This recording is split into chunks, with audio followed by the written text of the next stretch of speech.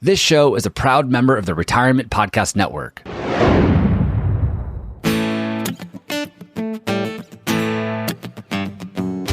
Welcome to the Stay Wealthy Podcast. I'm your host, Taylor Schulte, and today I'm joined by author and economic expert, Kyla Scanlon. Kyla's new book, In This Economy, How Money and Markets Really Work, is unlike any other book I've highlighted here on the show.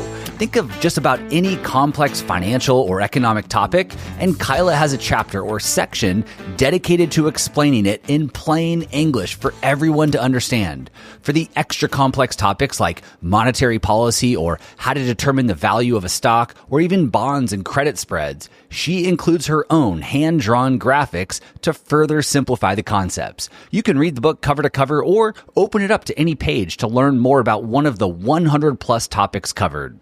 To support Kyla's work, thank her for responding to my out-of-the-blue email invitation to join me on this show and get this great information into the hands of more people. I personally purchased 10 hard copies of this beautifully written and designed book to give away. If you'd like your chance at a free copy, just be sure that you're subscribed to the Stay Wealthy Retirement newsletter by going to youstaywealthy.com/email, because next week, my team will randomly select 10 newsletter readers to send these books to.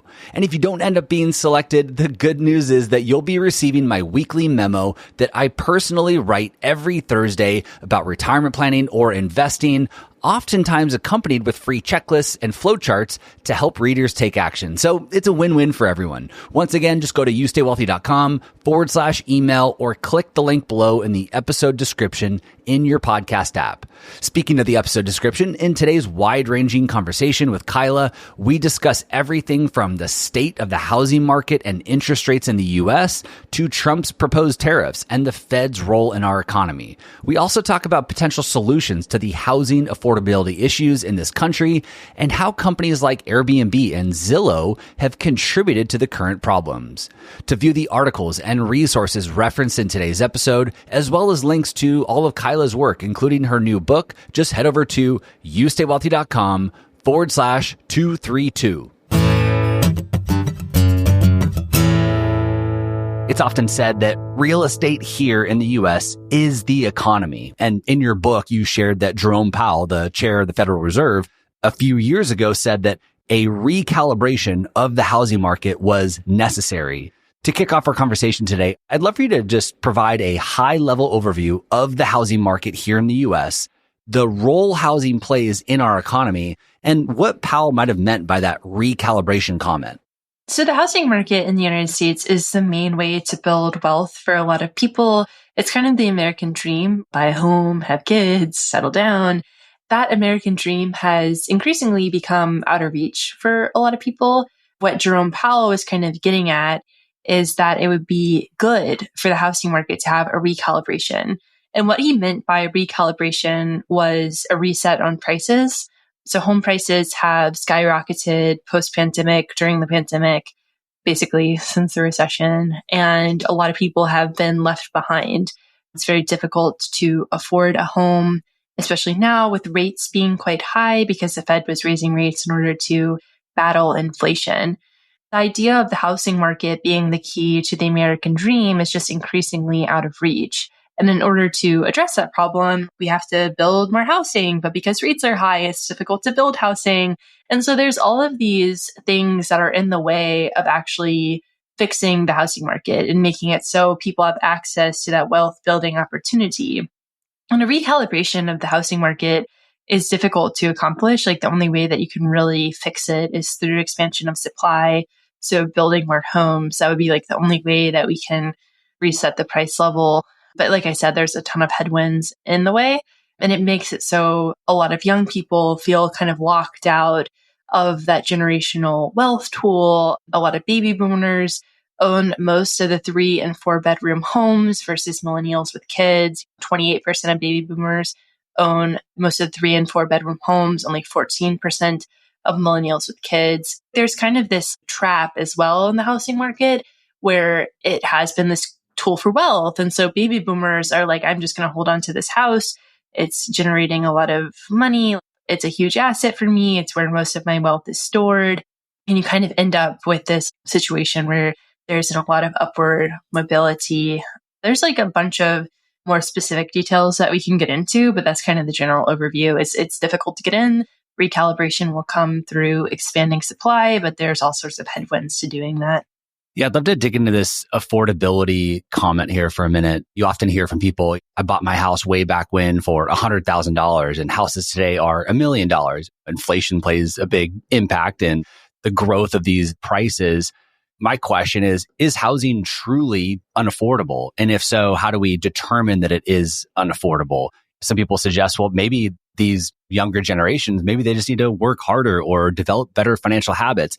Is it truly unaffordable? I think so. So homes went up more in price than the median worker made between 2020 and 2021. So the median worker has a salary of like $55,000 a year. The median home went up in price by more than $55,000 between 2020 and 2021. By that metric alone, even if you devote your whole salary to buying a house for 1 year, you're still going to be left behind as the median American.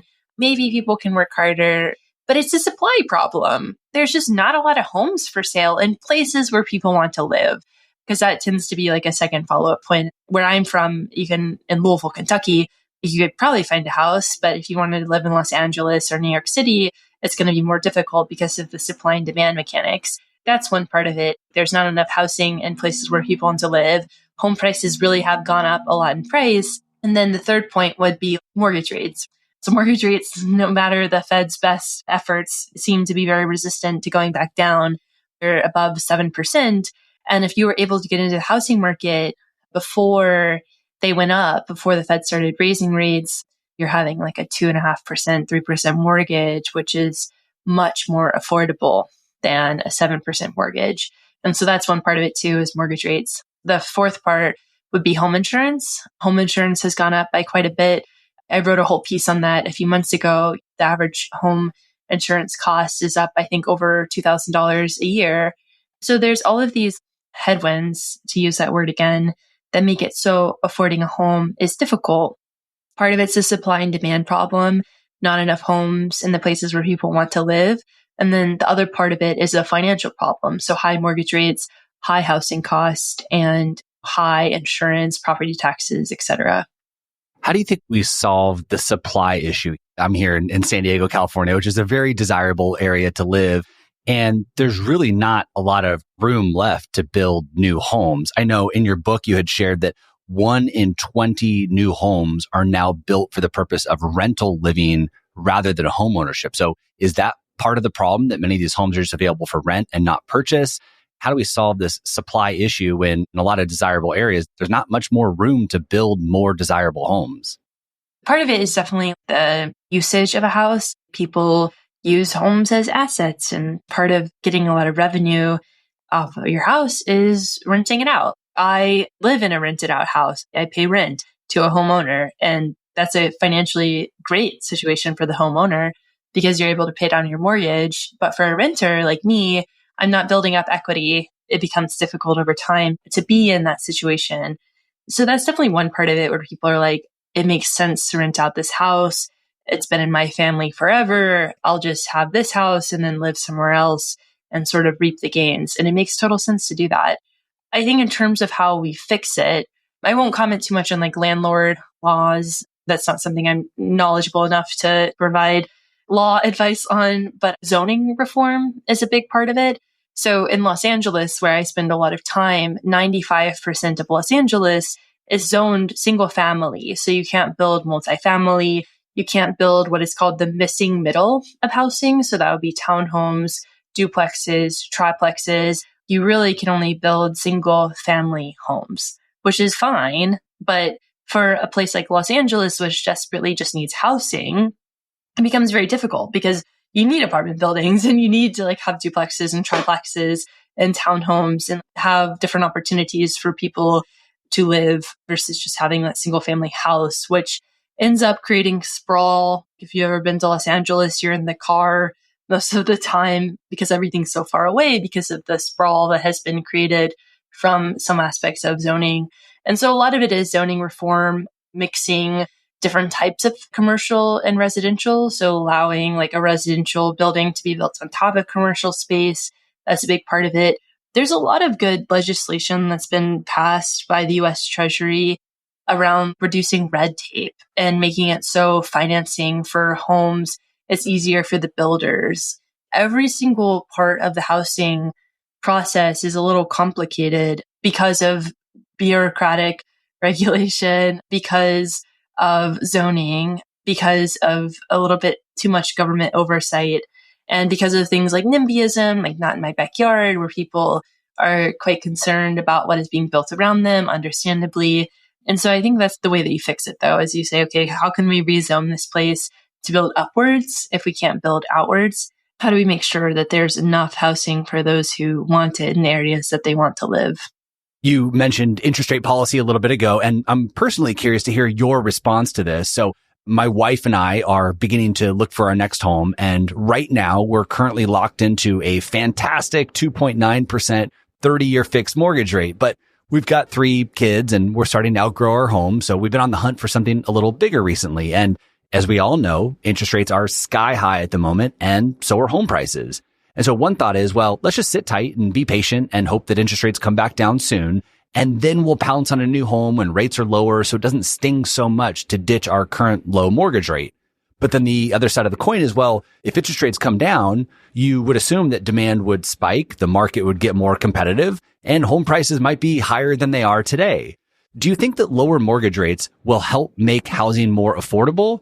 Or would lower rates just spike demand, leading to more people like my wife and me rushing out to go buy that house, increasing competition and increasing prices, which could just potentially leave the unaffordability problem just relatively unchanged? What are your thoughts on this? A lot of people are concerned about that because lowering interest rates is basically a demand side tool. Ideally, lower interest rates, builders would be like, it's time to build houses. People are like, okay, it's time to sell. And then you'd have builders who are like, it's time to build. And then you'd have a lot of supply hit the market and reasonable amount of demand. I think a lot of people are in a similar spot to you and your wife. Okay, I have had this house that maybe has appreciated quite a bit. I have a great mortgage rate on it. It's time to upsize. I'm going to wait for rates to go down. And then once rates do go down, there is that demand hitting the market for that upsizing of homes. So like a very certain type of home might be in demand, which is slightly bigger than the starter homes that people might be in. So I think the goal would be that lower rates would allow for more building, allow for a freeing up of supply just on the general market, but it's definitely a demand side tool. And I think there are worries that if that does loosen up a bit, that home prices could skyrocket. But the goal would be to build alongside of that. Going back to why we don't have enough homes, we mentioned zoning, the types of homes being built. There's a handful of other reasons that you mentioned in your book. I'm specifically interested in you sharing a little bit more about one of them that you coined, Zillification. So what is Zillification and why does that contribute to us not having enough homes in the US? And then also you mentioned Airbnb. So I'd love for you to talk a little bit more about those 2 reasons for maybe why we don't have enough homes here in the US. Zillow has distorted pricing and it's made it a little bit difficult to figure out exactly what a home is worth. A lot of people will go on Zillow, be like, oh, I can't sell my house for lower than that. Zillow and I believe Redfin were also participating in the housing market for a little bit, buying and selling homes. That didn't work out too well for them. But that's one aspect where there's been some price distortion. One could argue that that was like a good thing to have happen. Transparency is always a good thing, but that's kind of distorted some elements of signal and what people might be willing to accept or sell their home at. And then the other part, Airbnb, a lot of people have written a lot about this. The number of op-eds on Airbnb has decreased over the years, but that was like a story that you heard for a long time as Airbnb was contributing to gentrification. It was distorting the housing market. It was making things confusing because people would have these homes and then just rent them out, not rent them out to people from the neighborhood, but like have these visitors come in. And maybe that was like ruining the community dynamic. So Airbnb is kind of an interesting case study because you have homeowners that can get quite a bit of money from renting it out for just a few days versus having a more steady renter.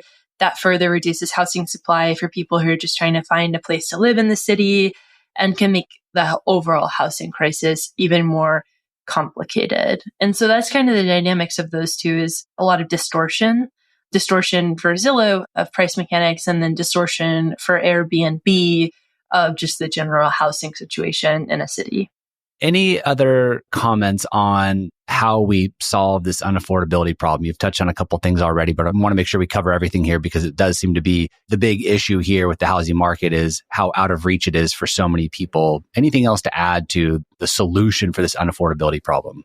I've written a lot about it over the past few years, and I think the biggest thing is just zoning reform. So making it easier for people to build, and you can extrapolate that across the board, just like making it easier for companies to try out new things, for maybe landlords to have an easier time doing transactions. I think that's the biggest thing to take away from the housing market is that there's a lot of red tape, and rightly so. Post Great Recession, everybody was very scared from what I gather. And I think that's the biggest thing is zoning reform. That's what basically anybody will tell you who spends a lot of time on housing policy is zoning reform will be our path forward. And so I'll just reiterate what they've already said. It's just so interesting because in all the conversations that I have with people, it's the problem is interest rates. And if interest rates come back down, then housing will be more affordable again. But when talking to you, it doesn't really sound like that's the solution, that lower interest rates doesn't all of a sudden mean that housing is more affordable. I don't think so. I think it'll help people buy a house. That is a Band-Aid. Lower interest rates will be great because if you want a 2% mortgage and your house is appreciated $200,000 in value, like you're in a really good spot to go to a new house now with your new $200,000 of wealth and hopefully again, a 2% mortgage. I think that that is like a Band-Aid on the situation. If lower interest rates can help us build more, yes, that's great. But just being like, oh, we're going to make everything cheaper and like maybe it'll free up some housing. We've had a housing problem for a while. We haven't really built since the Great Recession. And so I think that's what people should take into account, not just it should be cheaper. To round out this conversation on housing here, we've been talking about the United States and some of the difficulties that we have here in the housing market in the US. What about other countries? What issues are some of the other countries having with the housing market? Is it the same as what we're dealing with? Is it better? Is it worse? I think most developed nations have a pretty tough time. The UK is kind of notorious for having a pretty tough time with housing. I think Australia has a pretty tough time. The thing is, when you're a developed nation, you just kind of stop building some stuff because you're like, okay, the population is not growing rapidly. We have a general sense of how things are going to go. We're going to focus on other stuff. And so I think for the US, the Great Recession didn't help stuff, but this is definitely a worldwide problem, and it's a sentiment that seems to be shared across most developed nations in a very big way. Well, thanks for playing along there and going through some questions on the housing market. With some of the time we have left here, I'd like to switch gears slightly and briefly touch on what may be next for the economy and potentially housing with Trump in office for the next 4 years. So to start, one of the important players making important decisions for our economy is the Federal Reserve. And Jerome Powell, the chair of the Fed, recently said publicly that Trump cannot legally fire him. And before we unpack that comment a little bit more, can you just share with us at a high level the role of the Fed in our economy and also what the typical or maybe intended relationship is between the Federal Reserve and the White House? So the Fed is the monetary policy unit of the economy. And so they have been given this power by Congress through the Federal Reserve Act of 1913 to basically manage money in the economy. Their dual mandate is price stability and maximum employment. And so they want to make sure that everybody who wants a job has a job and that things are not extraordinarily expensive. And they've been granted this power by Congress through the Federal Reserve Act. They are a quasi-governmental entity. So Jerome Powell actually reports to Congress. He gives them progress updates, but they are separate than the government because we don't want the Fed to have to respond, hopefully, to political influence. The reason that they were designed to be independent is because if we had a monetary policy unit that was responding to the fluctuations in the political cycle, we would have the same problem that we had before the Fed was established, which was bank runs, which was uncertainty, which was an economy that could not grow, which was JP Morgan, the original, having to bail out banks. And the Fed was established to fix all that. And that's what they've tried to do. And so with their toolkit and their dual mandate of price stability and maximum employment, they try to do the best that they can to have the United States achieve a balanced economy. So they don't want an economy that's too hot. They don't want an economy that's too cold. They want to make sure that it's moving as smoothly as possible, especially considering the recent bout of inflation that we just went through. And so they'll raise and lower interest rates accordingly. They were raising rates for a long time in order to battle inflation, make it more expensive for people to be alive, so they spend less money, so the economy slows down, and then ultimately, hopefully, inflation slows down. That is what was accomplished. Inflation did slow down, so they held rates steady, and now they're starting to cut rates because they're looking at the other side of their mandate, which is the labor market, and saying, okay, we're seeing a little bit of weakness. We're seeing a little bit of slowing down in the labor market. Inflation seems like it's on the right path. So let's cut rates a little, give the economy some breathing room, and then we'll see where things go from here.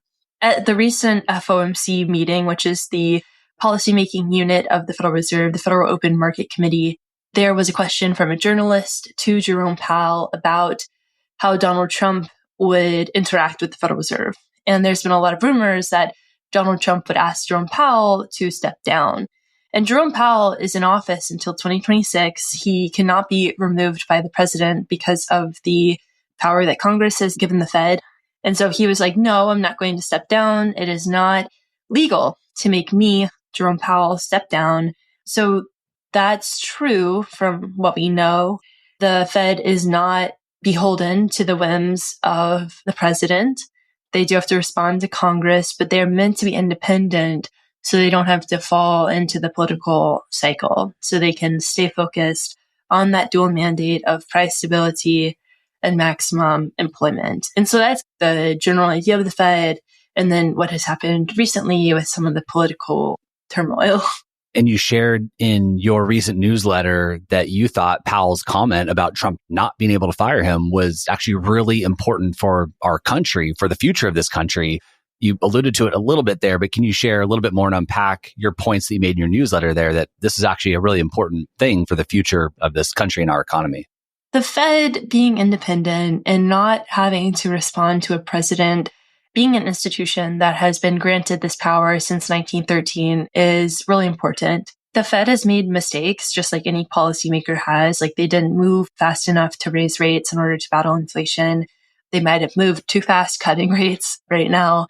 Institutions should be respected, especially ones that have been established via law.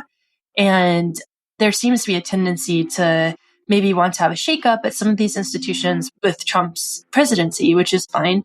But I think to respect the power that the Fed has been given, to respect the importance of that independence is really important. And I think Jerome Powell standing up for that is something that we kind of needed to see, because checks and balances are what politics should be at the end of the day. Like there should be kind of a gut check on either side, and the Fed should not have to bend to the will of a 4-year presidency, but rather bend to the will of what the economy needs, which is price stability and maximum employment. Switching gears here a little bit, I know you've spent some time on Twitter recently setting the record straight with tariffs. So with you here, I'd love for you to share with my audience here, what are tariffs? What are the benefits and drawbacks of tariffs? And also, why do most economists believe that tariffs and import quotas will actually reduce economic welfare? So tariffs are a great tool. I'll just say that up front. If they're targeted, if they're blanket tariffs, they're not great. And so tariffs are a tax on imports. Basically, anything that's coming into the country will have a certain tax amount assigned to it. What Trump has proposed is a 10 to 20% blanket tariff on anything that comes into the United States and a 60% tariff on anything that comes in from China. And so a lot of people will say, okay, this is great. These companies are going to end up paying this cost. It's going to be more expensive for them to send goods into the United States. Like if you wanted to get Italian buttercream from Italy, like your Italian buttercream is going to be 10 to 20% theoretically more expensive with a tariff, but that'll make those companies be more competitive with pricing, hopefully. But what research has found is those companies, like the Italian buttercream company, is just going to pass that cost off to the consumer. AutoZone has already said that they're going to do this. Walmart has already said that they're going to do this. Elf Beauty, every single company that makes products in other countries and imports them into the US is like, no, the consumer is just going to pay for this. Like, why would we, a company, absorb this cost? And so that's kind of the issue with the idea of blanket tariffs, is that they end up hurting the consumer. They're tax on consumers. Targeted tariffs, where you're like, okay, we're going to do a 10% tax on all semiconductors that are coming in from China, which is part of what President Biden did, is okay, because you're like, okay, we're just going to make that part of industry a little bit more competitive. We're going to make those people have to be more price responsive. We're going to try to encourage domestic manufacturing here in the United States. But when you do blanket tariffs, which who knows if this will actually happen, but if you do blanket tariffs, it gets a little bit more complicated because companies are like, okay, well, we're really good at making microchips, but now we have to figure out how to make steel inside of the United States. We have to figure out how to get steel inside of the United States. We have to pay more for steel, and that's going to really complicate our production process. So that's kind of the general idea with tariffs, is they're a tax on consumers.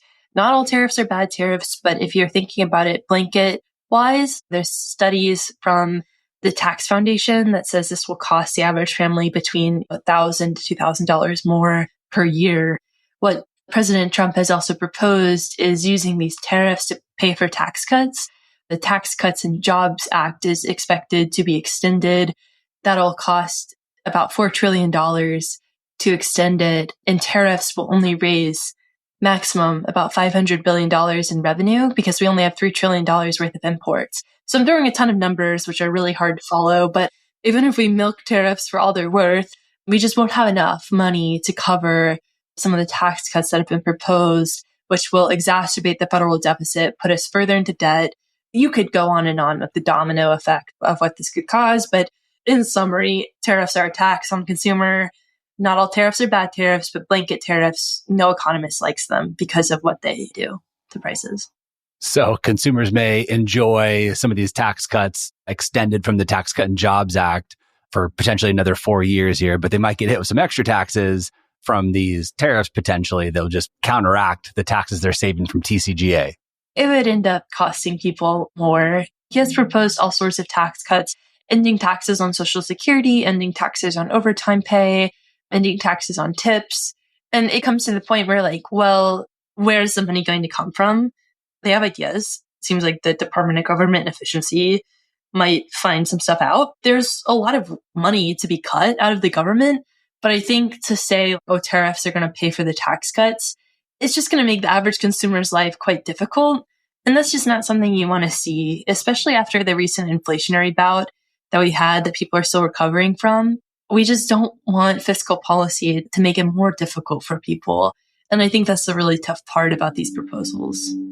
To round out this conversation, I'd love for you to share about the disconnects that you mentioned in measurement, trust, and implementation, and why these disconnects might point towards a clear framework for change and a path forward from here. So the disconnects in implementation, trust, and framework are basically this idea of what I wrote about in my recent newsletter, where it was kind of a retrospective on like, how did we get here? How did Trump win? What do we need to sort of fix? Just bipartisan. What can we fix in the American economy?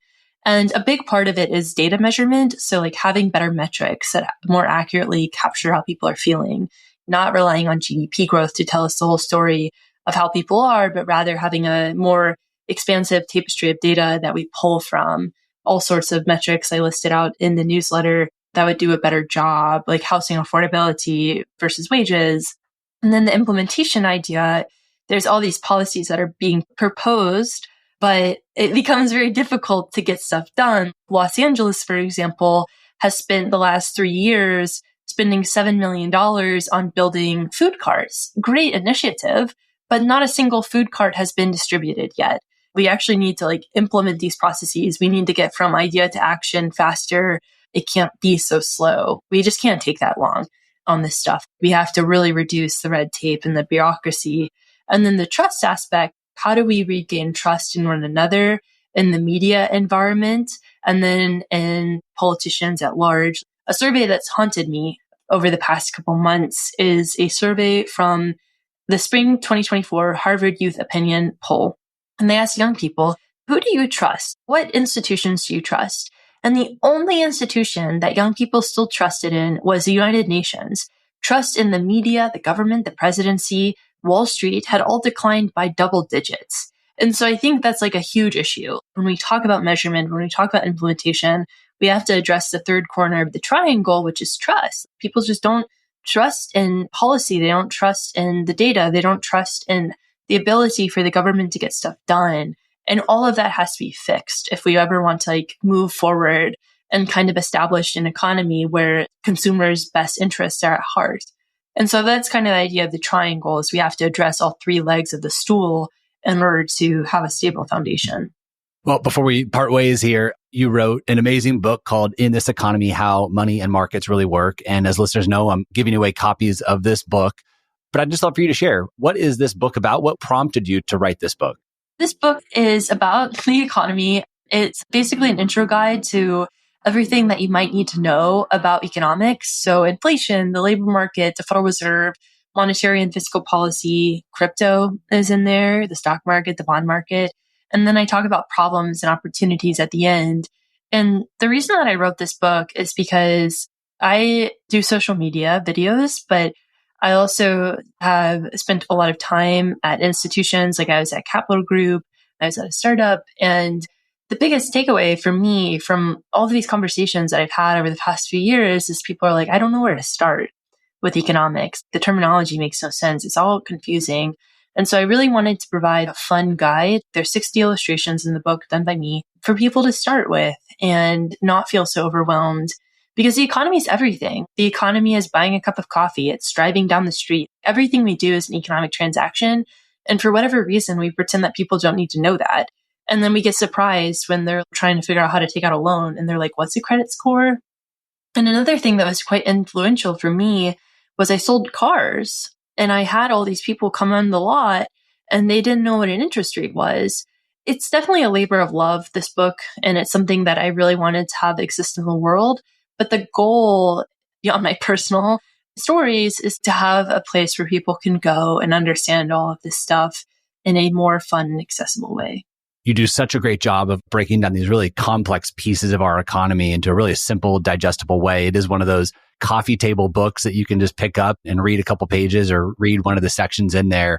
And like you said, you cover just about every aspect of this economy. So if you want to learn more, there's some great drawings in there that, like you said, you had done yourself. It's a really, really easy, fun, friendly way to learn more about money, markets, the economy, and how everything works. So be sure to share a link in the show notes for today's episode. Kyla, thank you so much for joining me today on the show. Thank you. This podcast is for informational and entertainment purposes only and should not be relied upon as a basis for investment decisions. This podcast is not engaged in rendering legal, financial, or other professional services.